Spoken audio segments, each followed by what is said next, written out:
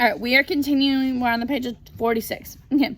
Hi, Lollipop, I said. Lollipop's Lightbulb's sister looked up at me and grinned. Some gaps where her baby teeth had fallen out.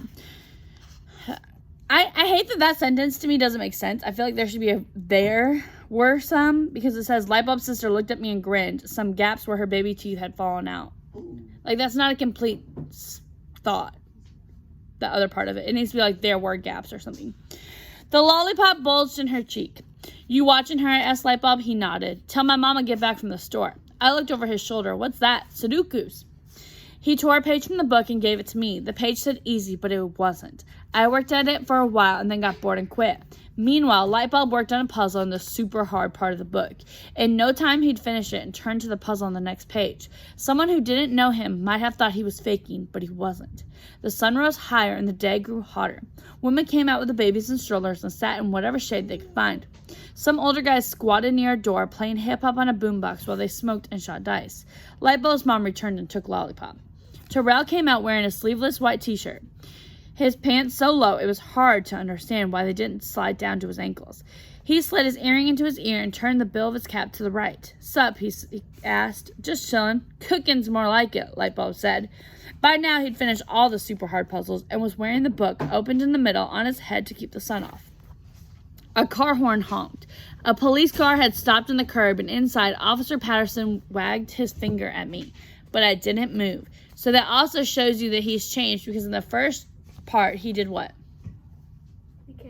He came up to him and talked to the cop. Why did he have a relationship with him to begin with?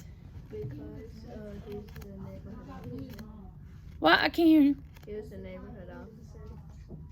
Okay, the cop knew his mom. What do we know? What happened to his mom? She died. She got shot. How? In a crossfire. So some of you might have missed that part. She got shot in the crossfire, right? And that's why Grandma's so very like, if they're shooting, they're not going out, right? So those days were over. Or ain't gonna talk to your friend? Terrell asked. Those days were over. Officer Patterson and I exchanged a long look, and then he drove back into traffic. Terrell bounced from foot to foot, jittery like a dope fiend who can't find a fix. Only Terrell was no addict. I gotta get out of here, he said. Sometimes I just can't take this place one more minute. Look at it. Everything's broken and dead. It's like the last place on earth. I knew what he meant. Except for the weeds, the ground was bare and dusty. Broken glass glittered in the sun, and here and there lay discarded Pampers. Just a few years ago, we'd happily run around and played our games here. It never occurred to us that there was anything wrong. But now it was like we'd grown a new set of eyes. Want to take a walk, I said. Terrell shook his head. Too hot. Wish there was someplace air-conditioned to go. The bus, Lightbulb said. Terrell grinned. Neither he nor I would have thought of that. Let's bounce. Where? Lightbulb asked nervously. Don't matter, Terrell said. We'll stay till it comes back. We'd spent enough time sitting on the bench, watching traffic, to know that sooner or later the buses always came back. I better not, Lightbulb said. You a mama's boy? Terrell taunted him. No, Lightbulb insisted. Prove it.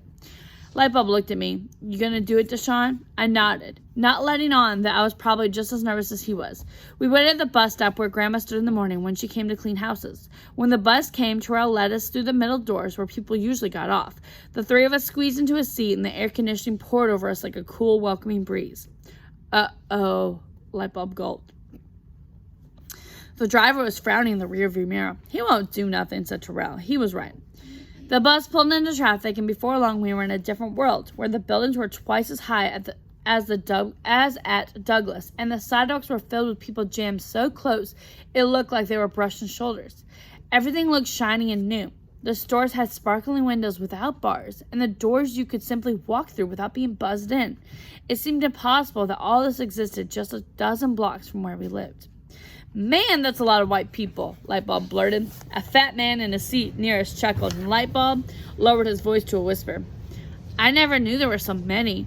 There's way more white people than black, said Terrell, whispered back. Look at TV. There's plenty of blacks on TV, Lightbulb said. Where? Terrell said. On BET, comedy shows, rap videos. You ever seen a crowd on TV, like at a baseball game, the Olympics or something? It's all white. The only time you see a crowd of blacks is it's got to be a riot. So that shows us that the media and the things that they've seen, do they see people that are like them represented in a positive way? They see white people represented in a positive way, right? Uh-huh.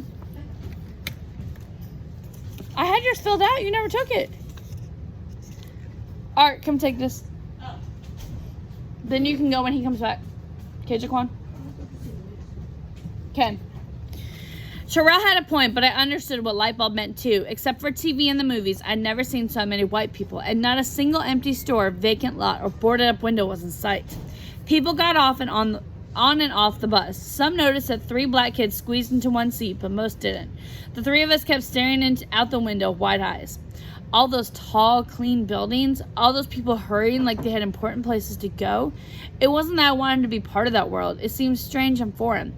I felt as if they'd spot me right away, someone who didn't belong, who didn't know the right way to act or what to say. They'd shoo me away or maybe even call the police. But how could that world exist so close to ours? Soon to shoot. Where's that toast and olives, Deshawn? Nia called from the living room. Coming up, I called back from this kitchen as soon as I toasted bread in the skillet on the stove. Tanisha smiled at me and her eyes twinkled. The kitchen was the only place in the apartment where we could get a little privacy. I opened the refrigerator and pulled out the butter, jelly, and olives. It was past the first of the month, and Grandma checked and food stamps had arrived, so there was plenty of food. She eats all day. Why do you think she eats all day?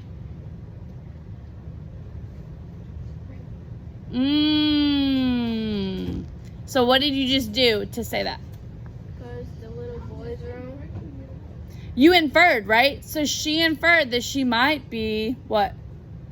Pregnant. Okay. Remember, we already said that she spends lots of times with that boyfriend, doesn't she? Who's Tanisha?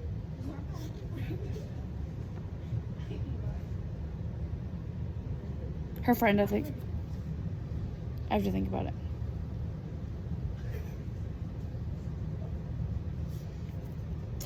All right.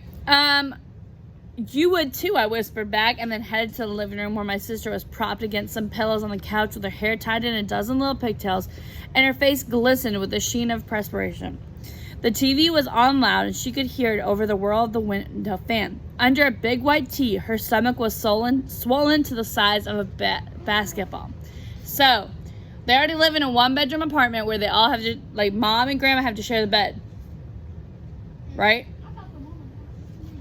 So, and then Deshawn sleeps on the couch.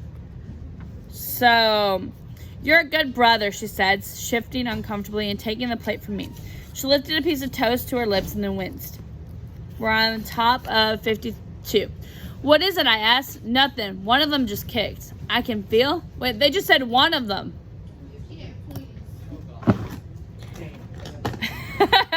Okay. Can I feel? My sister gave an irritated groan and nodded. She was getting tired of me asking to feel her stomach, but I was fascinated by how tight and firm the skin of her belly had become as it stretched to encase the new lives growing inside of her.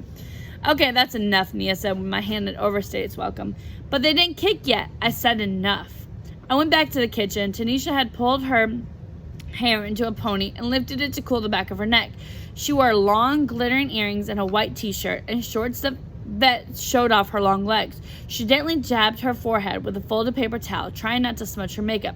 I better go. Just a little longer. It's his girlfriend. That's who Tanisha is. This is his girlfriend. Just a little longer. I took her in my arms as we kissed. Over the past year, my worries about her being from Gentry had outweighed by the attraction I felt towards her. Other girls wore sexier clothes and more makeup. They brushed against me in the school halls and gave me inviting looks. But there was something proud and dignified about Tanisha that they didn't have. She started to wiggle out of my arms. Let me go, Deshawn. She breathed haughty in my ear. If I don't get home soon, my mama's going to start asking questions.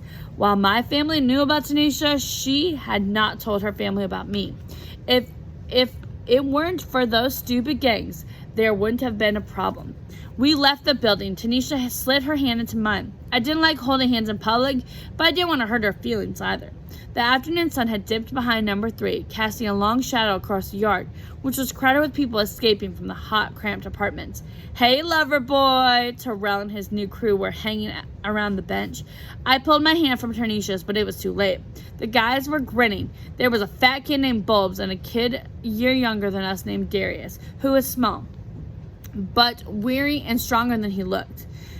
They wore their hats backwards and their 3 small fake diamonds in the sharp shape of a triangle in their right earlobe. Since Marcus wouldn't let his cousin become a disciple, Terrell decided to start a junior gang of his own.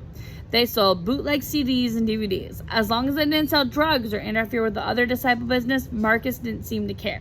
So Terrell was so obsessed with joining the gang that when Marcus told him no, what happened? He made his own gang. Now, is it a real gang as we think of it? No. What are they doing? Selling CDs and DVDs. Going back out, Terrell yelled with a grin. Out back wasn't any place in particular. It was what the older guy said when they were taking a girl somewhere private. Terrell had only said it to impress the other guys, but he shouldn't have been using me to impress them, and he knew it. He slid off the bench and came towards Tanisha and me with a swagger in his step, jerking his head to the side like some kind of hard hitter. He said, "Let's talk." The tough pose annoyed me, but since he was my friend, I gave Tanisha a look that said to wait. Terrell and I walked out of earshot and stopped beside the spot near our building where 8 months before Darnell had fallen to his death. All that was left of the shrine was a piece of wood from the cross and the stub of a red candle. Terrell pulled a toothpick out of his pocket and slid it between his lips like Mr. Tough Street Thug. What are you doing with that Gentry girl?" I'd had enough of his act. "You know her name. Don't pull this crap with me." Terrell shook his head. "This ain't no crap. Gentry's the enemy.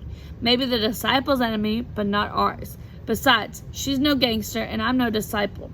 Terrell shifted the toothpick from one side of his mouth to the other and narrowed his eyes at me. The pose was starting to get my nerves. "How come you won't get with Soon to shoot?" he asked. I glanced at his crew around the bench, crossing their arms and lowering their gaze, practicing defiant, menacing looks. "You sure you don't want to call yourselves soon to shave?" Terrell's lower lip jutted out angrily. "The only reason you ain't with us is because of her." "The only reason I ain't with you is because I don't want to be with you." "Houseboy," Terrell taunted. It was about as bad of an insult as you could fling. Already flustered by not getting to be alone with Tanisha, I felt my fist clutch. Terrell lifted his fist. "Okay, come on, let's see what you got." But as soon as he spoke, his eyes darted back at his crew, and I knew that it was just more show. I dropped my fist and started back towards Tanisha. Terrell followed. "You're messing everything up for me," he said in a hushed voice he didn't want the others to hear. "If you go with us, Marcus might think serious about bringing us into the disciples." "How about you get with me and think seriously about coming back to Washington Carver?" I asked. School was about to set in a few days, and Terrell had said he wasn't going back. Terrell jerked his head at Tanisha, who was talking on her cell phone, her bright face and animated. "Only reason you go is because of her." I spun around and aimed a finger at his face. "For the last time, you leave her out of this. You get with the gangbangers, and all you're going to do is wind up in jail." "Marcus and Jamar ain't in jail," Terrell said. They're wearing fresh clothes and driving hot rides. They got more bank and bling than you'll ever get from going to school. All they teach in school is how to work for the white man." "Stop talking trash." I turned and headed again towards Tanisha. "Am I?" Terrell asked, following me. "Look at what they teach us. The history of white people. Books by white people. Stay in school and all you'll ever be is a pawn for white people." "Not me," I said. "Oh yeah?" Terrell said. "Then what else are you going to be?" I didn't answer. The truth was I didn't know. "Come on, Deshaun," Terrell said behind me. "You know you got to get with us sooner or later. Around here, there ain't nothing else you can do." All right.